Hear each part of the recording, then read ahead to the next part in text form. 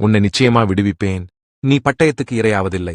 நீ என்னை நம்பினபடியினால் உன் பிராணன் உனக்கு கிடைத்த கொள்ளைப் பொருளைப் போல இருக்கும் என்று கர்த்தர் சொல்லுகிறார். நரகம் மனிதர்களுக்காக உருவாக்கப்பட்டது அல்ல. நரகம் சாத்தானுக்காக அவனுடைய தூதர்களுக்காக உருவானது. லூசிபர் தேவனை கோபப்படுத்தியதால் அவனை தண்டிக்க நரகம் அவனுக்காக உருவானது. சாத்தான் தனது பாவங்களை மனிதர்களைச் செய்ய வைத்து அவர்களையும் தன்னோடு கூட நரகத்திற்கு அழைத்துச் செல்கிறான். இதற்கு முழு பொறுப்பும் சாத்தானின் பாவத்தை செய்த மனிதனே.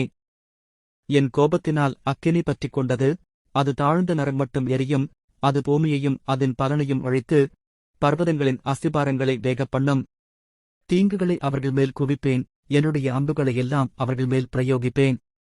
அவர்கள் பசியினால் வாடி எரிபந்தமான உஷ்ணத்தினாலும் கொடிய வாதையினாலும் மாண்டு போவார்கள். துட்டமிருகங்களின் பற்களையும் தரையில் ஊறும் பாம்புகளின் விஷத்தையும் அவர்களுக்குள் அனுப்புவேன். வெளியிலே பட்டயமும் உள்ளே பயங்கரமும் வாலிபனையும் கன்னியையும் குழந்தையையும் நரைத்த கிழவனையும் அழைக்கும். உபாகமம் 32 சகோதர சிநேகம் நிலைத்திருக்க கடவது. அந்நீரை உபசரிக்க மறவாதிருங்கள். அதனாலே சிலர் அறியாமல் தேவதூதரையும் உபசரித்ததுண்டு.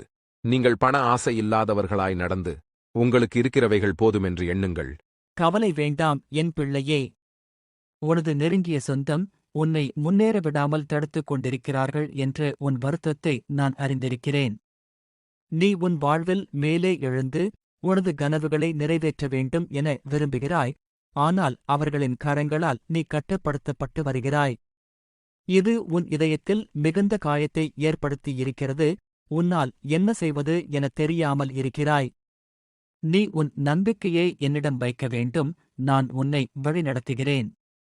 நீ உன் பாசத்தையும் மன்னிப்பையும் இழக்காமல் அவர்களின் எதிர்மறையான எண்ணங்களை எதிர்கொண்டு உனது இலக்கை நோக்கி முன்னேற வேண்டும்.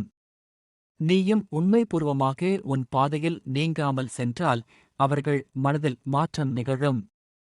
நான் உன் முயற்சிகளை ஆசீர்வதிக்கிறேன்.